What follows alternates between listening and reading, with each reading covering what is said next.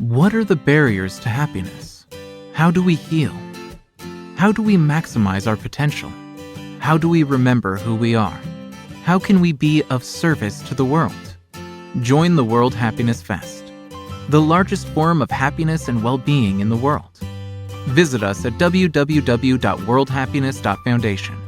We are realizing a world with freedom, consciousness, and happiness for all. Hi everyone, my name's Amanda Janoo, and I'm the Economics and Policy Lead for the Wellbeing Economy Alliance, or We All. And I'm thrilled to be able to talk to you today about how we can design policies and utilize policies to build a well-being economy, an economy that really works in service of people and planet. And so to start off with, we always need to start with the question, what actually is the economy, right? In order to understand what the well-being economy is and the movement and how we can build it through policies, this question really stands center. And when you Google the word economy, or at least when I did, the first image that came up is this one.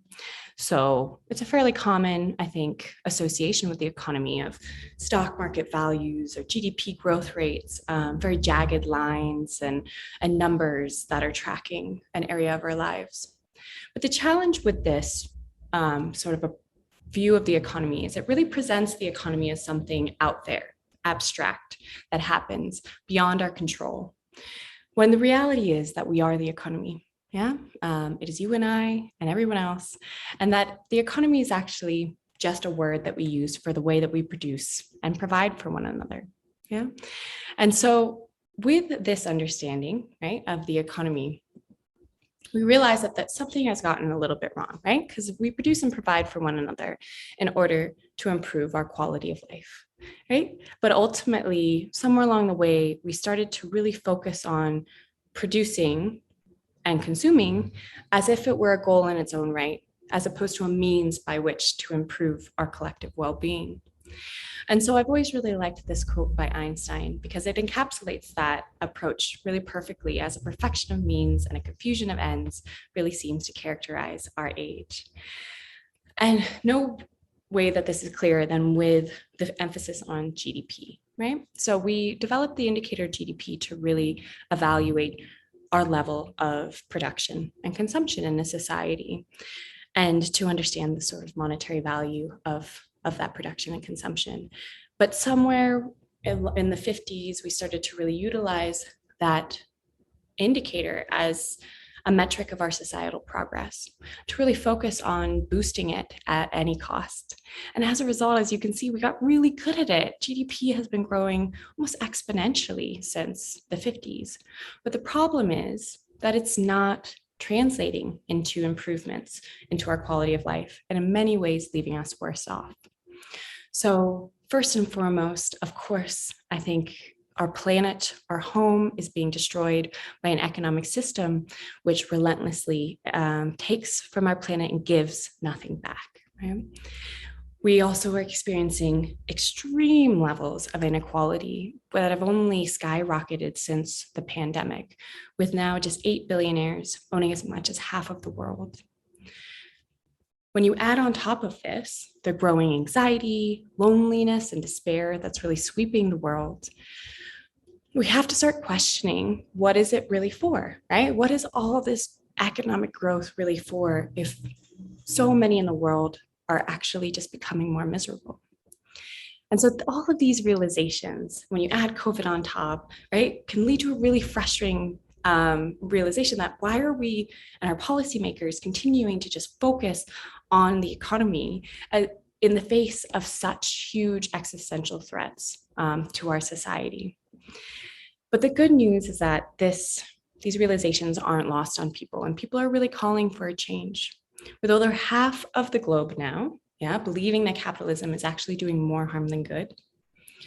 And really excitingly, that 74% of people in G20 countries, the supposed winners of this economic system, right, the high income countries, want their countries and national economic priorities to shift from an emphasis on wealth and profits to really focus on promoting social and ecological well-being. And this realization is really, and this call for action is at the heart of the Wellbeing Economy movement.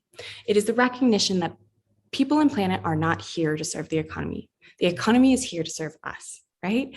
And so we need to stop treating people and planet like they're here to work in service of the economy and start realizing that we have the power to transform this economic system so that it really promotes the social and ecological flourishing for all.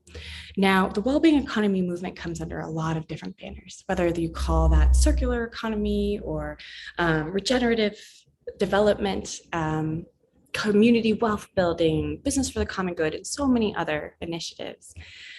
But what they all have in common is a realization that we have the power to mold this economic system so that it works in line with our social values, objectives, and needs as a society.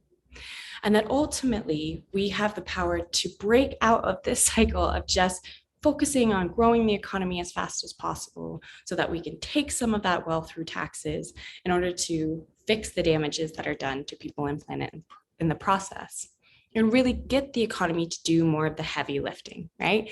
So meaning that we can really get the economy itself to be regenerative, right? So actually work to protect our ecosystems, to create zero waste, to revitalize our natural environment, to ensure a fair distribution of wealth and power throughout the system, so that we don't need to rely on the state after the fact in order to always be that agent of redistribution or of protection and to prevent these issues from the first place. And so with this realization, this is what the Wellbeing Economy sort of vision is all about. It's about recognizing that we all need dignity, right? And we can build an economy that ensures that everyone has enough. They have the foundations to live in comfort and safety and happiness and need not fear falling into poverty, right? Because there's security and stability in their needs and the comforts that they desire. Critically, it also recognizes our fundamental need for nature, that we are not separate and distinct from our natural environment, but rather an integral part. And therefore, we don't need to purely be a negative impact on the environment, but we can actually be a positive agent for the ecological flourishing of our planet, as is illustrated, for example, by regenerative agriculture, right? And biodiversity protection and regeneration and movements towards net zero and even carbon capture through economic activities.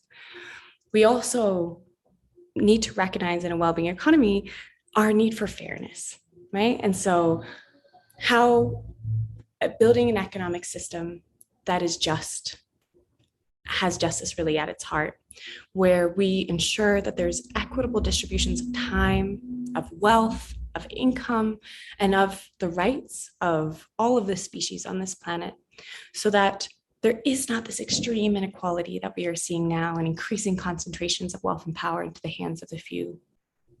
It also recognizes our fundamental need for connection, because really ultimately so much of the magic of our economic system is that it facilitates our interconnections all over the world.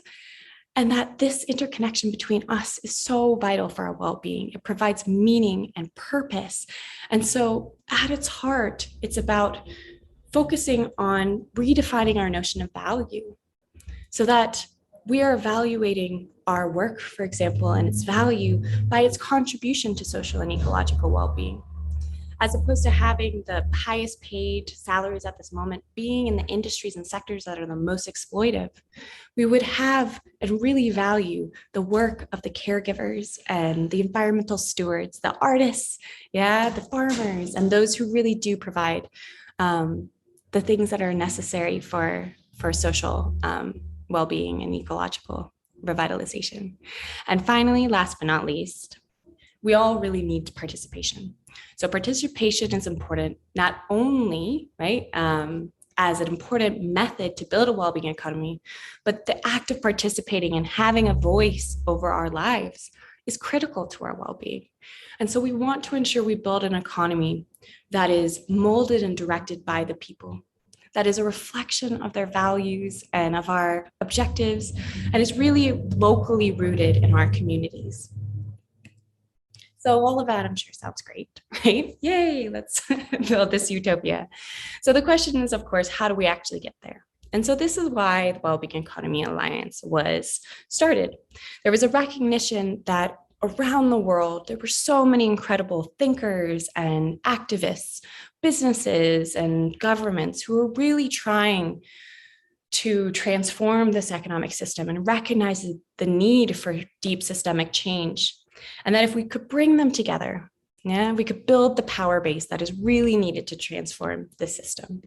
And so our action plan and strategy is to really be a connector, a convener, to support cooperation and collaboration across this incredible ecosystem of thinkers and activists and healers and artists and everyone who recognizes deep down that there's something wrong with our current economic system and believes that they can be a part and an agent for building a better one.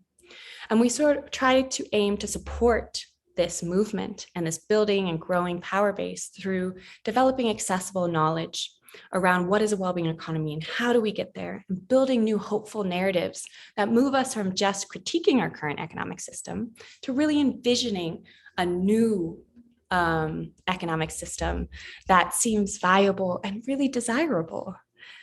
And so with this, We All is really ultimately made up of our members. We have citizens and members from all over the world who are bringing their various expertise and their areas, their passions and their persuasions to this movement. We're building, the Wellbeing Economy Governments, for example, was established, which is currently comprised of Finland, New Zealand, Wales, Scotland, and Iceland. And they now are an independent sort of group that works together to develop a well-being economy. They've all established alternative indicators to GDP that really focus on social and ecological well-being, and have meet in order to support one another to figure out how do we develop strategies and policies that can really transform our system. But we recognize that the change we're seeking is not just going to come from the top down, but really requires bottom-up grassroots organizing and advocacy. And so we also work on building place-based hubs where people can come together from the public, private, and third sector to really work together to advocate for a well-being economy and to develop the strategies and initiatives that really make sense for their specific context, and to really push their policymakers and society at large to transition towards a well-being economy. And so thinking about the challenges that our policymakers are facing, but also critically, the rising grassroots and place-based initiatives, we wanted to figure out how can we support more transformative policy design? How can we really practically design policies for a well-being economy? And so this was what led us to develop a well-being economy policy design guide. This project was created and brought together over 100 of our members from all over the world who supported in bringing together the resources, information, case studies, content, and ideas that make up this process. And ultimately, one of our members, Till, I think, articulated what we were aiming to achieve really beautifully when he said, "The flaws in mainstream economics and GDP are now well documented. But what's really needed is a practical guide on how do we build a well-being economy and how do we organize this transition in a democratic, inclusive, and participatory way. Because such a guide would help us to institutionalize this process and give tools to policymakers that can present the well-being economy as a feasible alternative." Yeah.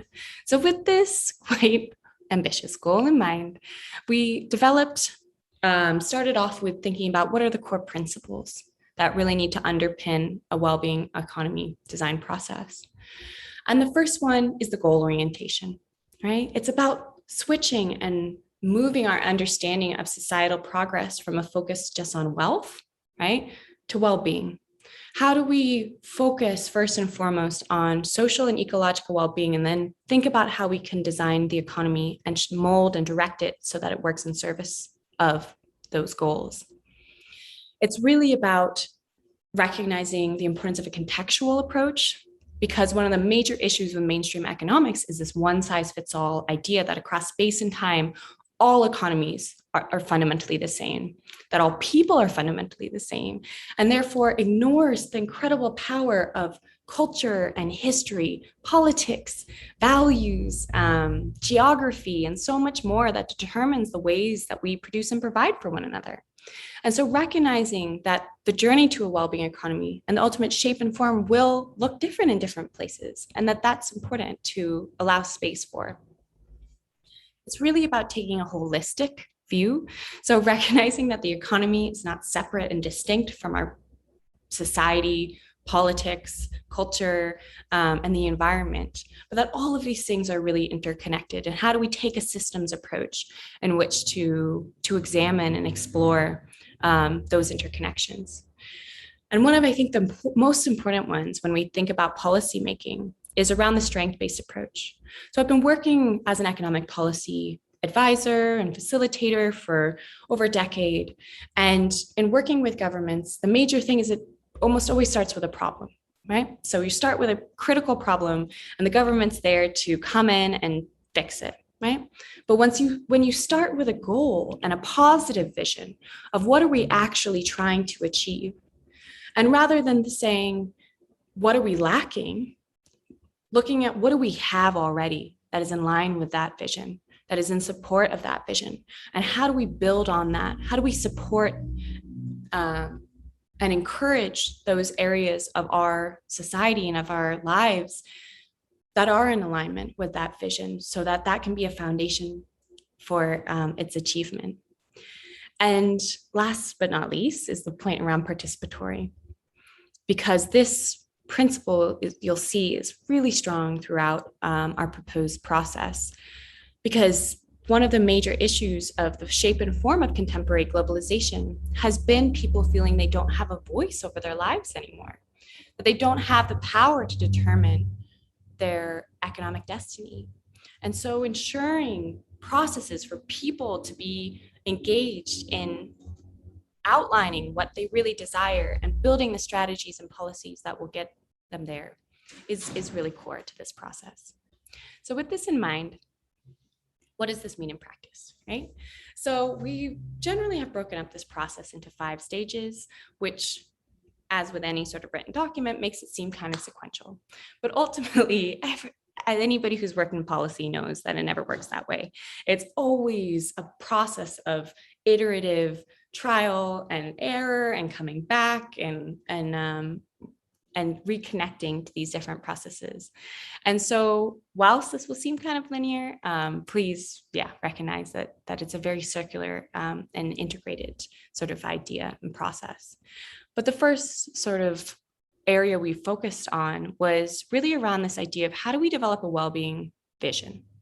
Okay, so if we're not going to keep evaluating our societal and national progress by our level of production and consumption, namely GDP growth rates, we need to become clear on what really matters for well-being, right? How do we develop this vision of what a flourishing society would look like?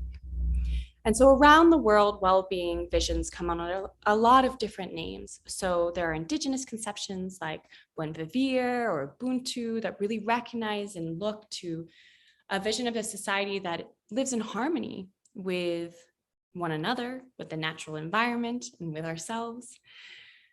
And in thinking about, communicating this, they bring art and culture. Other governments also have been working on developing well-being frameworks, right? That can be either illustrated as an infographic, but identifying those areas of life that are really most important to well-being. And so it starts really with understanding what matters for well-being in the first place. And so I promise this is the only time I'll show you an actual page in the guide. But the point is that we recognize there are different ways to do this. So we're not going to say these are the things that matter for well-being, but we'll show you and give you tools and resources on how do you organize community forums or focus groups, surveys, and citizen assemblies by which to bring people together to really identify those areas of life that are important to well-being. Because ultimately, this is not a question of just analytical rigor. This is also about moving from our head to our heart, yeah, and recognizing and thinking about those aspects of our own vision of success that need to be challenged, so that it's not purely about material success, but really about the connection or education, the creativity, the health, the meaning, the respect, and the flourishing, right, that we want to achieve as a society. And so around the world, there have been a lot of different approaches to this, but in Germany, for example, they organized a wide range of public consultation sessions all over the country, brought people together to ask them what mattered for well-being. And you'll see here, right, that they ended up with thousands of responses, but these were some of the most common. And there are some, clear outcomes, right? They want access to healthcare. That feels really important, or, our salaries, our sense of security. But there's also a lot around values of equity and helpfulness, solidarity, and critically also processes around the need for political participation, for civic engagement. And so all of these kind of ideas ultimately can form a new framework for a society around, this is our well-being vision, these are our well-being goals. And then what's happening in a lot of countries and communities around the world is that then they're figuring out how to measure and create indicators by which to monitor progress around those areas. And one of my favorite examples is one of the WEGO countries is Wales, because they not only developed these 7 well-being goals, but they really thought a lot about how does this translate into a different form of governance and way of working. So they have these five sort of principles for how they want to work together. And one is taking a long-term perspective, right? So not just constantly thinking about the short-term crises, but really the long-term goals, focusing on prevention, right? So as we were saying earlier, how do we prevent the economic or environmental or social crises from starting in the first place by getting the economy to do more of the heavy lifting in the first place? How do we support greater integration, breaking down silos and supporting more collaboration, not only across government agencies, but with society at large, and fostering and supporting greater engagement by people? And with these principles in mind, they realized that needed to also translate into how they were measuring their well-being goals. And so I love that they put a big emphasis here on effective communication. So they wanted to make sure that any indicator that was chosen could be immediately grasped by the public, that they could intuitively understand why that indicator related to one of the goals or multiple goals that they have identified as important for their society. Because oftentimes, so many have this faith in GDP, right? But how many people really understand exactly what that indicator means? And so the more that we can utilize evidence and indicators that can be understood by the public, I think the more powerful those indicators can become as ownership and agent of change for people. Then becomes the hard stuff, right? So as Wales is trying to break down silos and really integrate more people, this is one of the challenges, but also the exciting aspects of building a well-being economy is around how do we align institutions and stakeholders? How do we get people on board? And a good case study, I think, of this comes from Utah, where they recognized that their economy in the 90s was growing really fast. And it was causing a lot of, while still generating a lot of wealth, was potentially going to have very negative impacts on their environment and their quality of life if it wasn't managed in some way.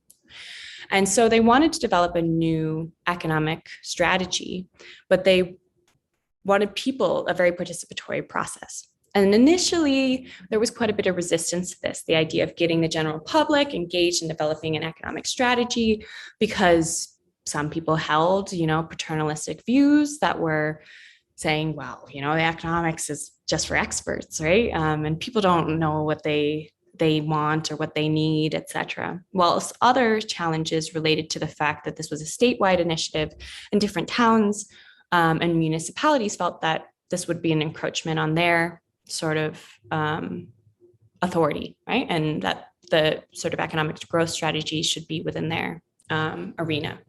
And so there were a couple strategies that they used that might be useful for anyone listening. And the first one was to really frame this as a long-term initiative. So to not try to do this within a 6-month or 3-month kind of timeline, but to allow for a longer process that could continue across any sort of political administration. So it wasn't bound to a particular party or, authority. They also really framed it as visioning as opposed to planning. And that was important because when it was thought of as an economic plan, then it felt like it would needed to be very technical, kind of managerially driven, whereas visioning felt more inclusive for a wide range of different actors.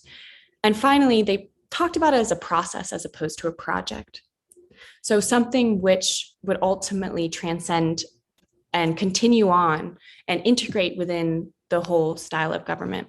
And ultimately, it did take a long time to get everybody on board, to get all of the information that was needed to really understand the different social and ecological dimensions of economic activity, to organize planning sessions where citizens could come and put little dots where they would want a park or where they would want a different kind of store or public transportation mechanisms.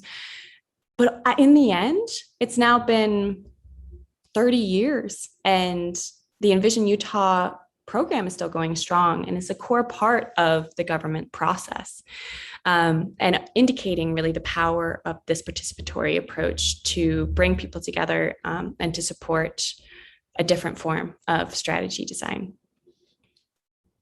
The next step, and this one is quite radical. So in working in economic policy, predominantly there tends to be this horizontal approach, right? And I mean this in terms of how do we create an enabling environment for economic activities through free trade initiatives or, business-friendly sort of regulations. But if we're talking about intentionally changing the structure of an economy, you will need to identify which of those activities are really working in service of ecological and social well-being so that you can proactively support them through different policy instruments. And I think a really good example of how intuitive this process can be was with COVID, when it took almost no time for governments to identify the economic activities or sectors that they believed were really essential, right? Essential for maintaining the well-being of the society. And they weren't the hedge fund managers, right? And the CFOs and these things that are paid a ton of money, but really the farmers and the teachers and the grocery clerks and those people who really provide the things that we need on a day-to-day basis. And so if we can identify that so quickly, right? I have faith that as a society, we can go through a process of discussing and identifying those areas of economic life that really do contribute to the well-being of our people and planet. And then developing strategies on how do we really foster and build those activities as the foundation for the future. Because I think one of the things that limits us often in economic systems change is this belief that any other economic system is going to be worse than this one. But there was that interesting study that showed that out of all of the activities that people identify as the most enjoyable, they were all carbon neutral. Yeah, they were free kind of activities of ways in which we connect with one another and love one another. And so there isn't a need, there is going to be a correlation if we think about those areas of life we really like and think about building that as a foundation for a different economic system. I think it can bring the hope and the excitement needed to transform the system. But this is not to say, and this is quite important, that this is all going to be very easy, right? Because in order to grow certain activities, it'll often require others to decline. And so this is where really considering how do we manage these trade-offs, and critically power dynamics as well, because we have encouraged and rewarded really large investors and corporations for a long time because we viewed them as the most efficient at generating wealth. But as we think about how can we efficiently generate well-being, different kinds of enterprises and activities will be important. And so as we rebalance this power, right, there will be tensions. And so this, we need to think about what are those tools and processes like the just transition, right, that are being utilized to mitigate the short-term challenges and painful consequences of sunsetting certain industries, for example, that in the just transition, like the coal or oil and gas, which are destroying our planet, right, and our very survival. And so with this, we then actually get to the policies themselves. And so policy is really the way in which we influence collective behavior. And there are always a lot of different kind of policies that you can use and different approaches that can achieve the same aims. And so in different contexts, you will want different kinds of instruments. And ultimately, it's really about the collection of instruments and how they work together to build and maintain different kinds of economic architecture.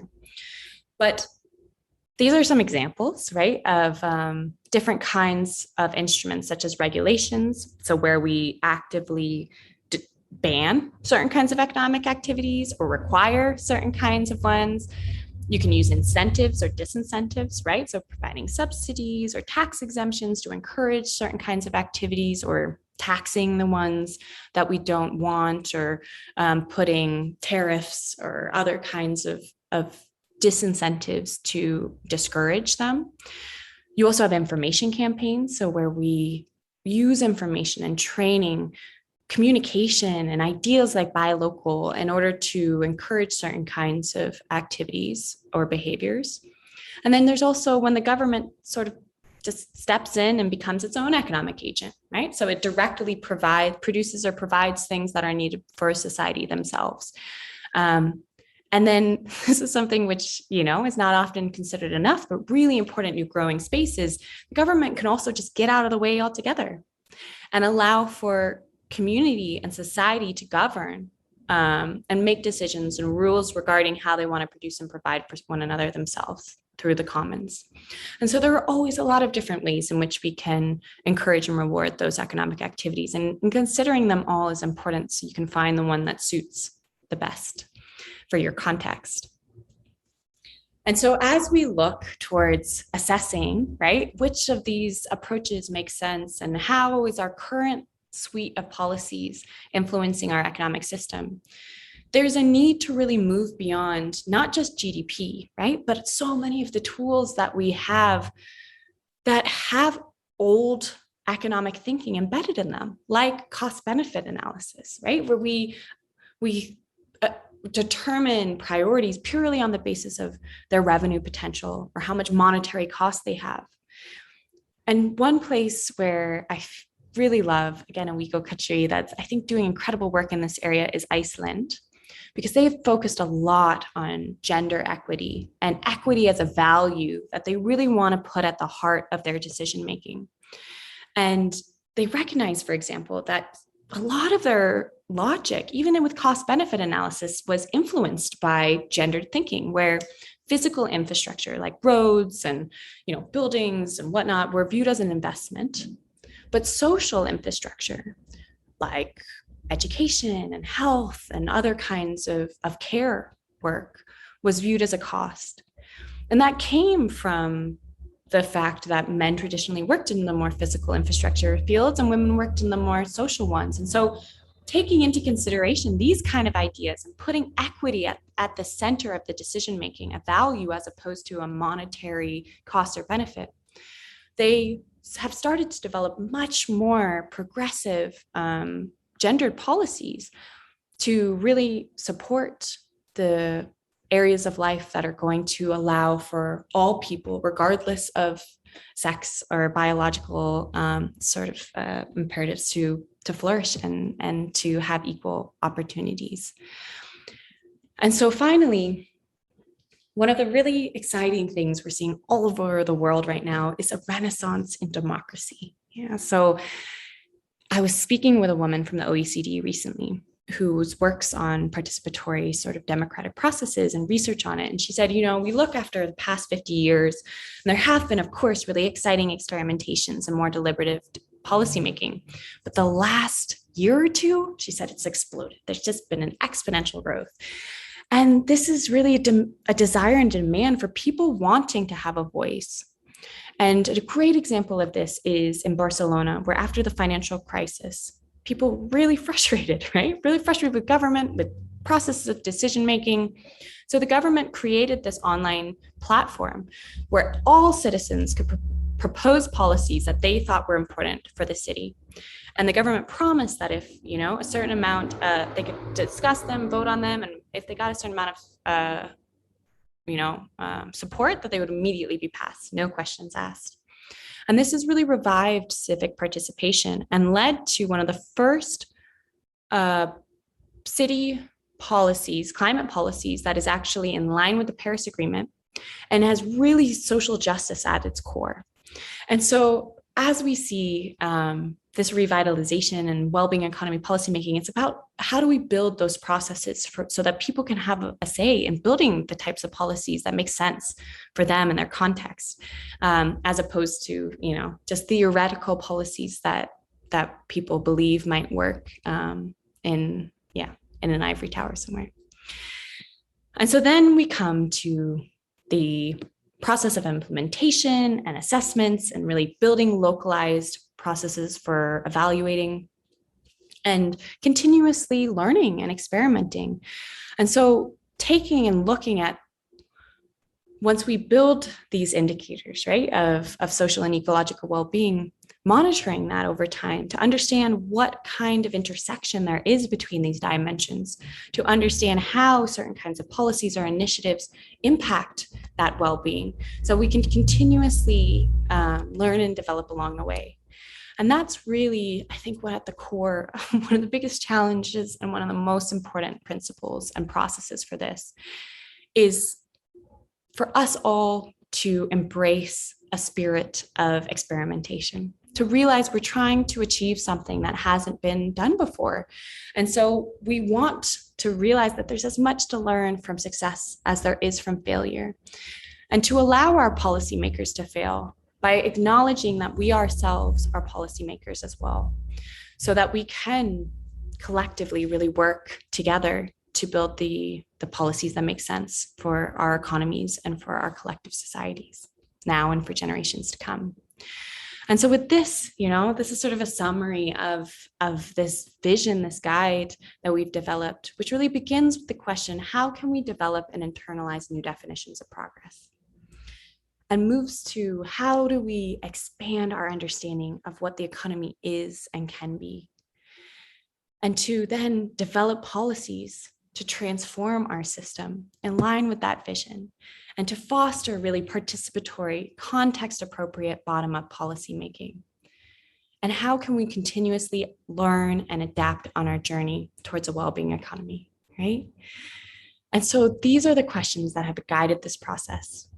And now we are at a wonderful point where we have these exciting next steps, where we're actually working with local governments in Scotland, New Zealand, Canada, California, and more to really test these processes, to see what this looks like in action, to bring people together to be a part of economic strategy making, and to think about what are those concrete policy changes needed for a well-being economy.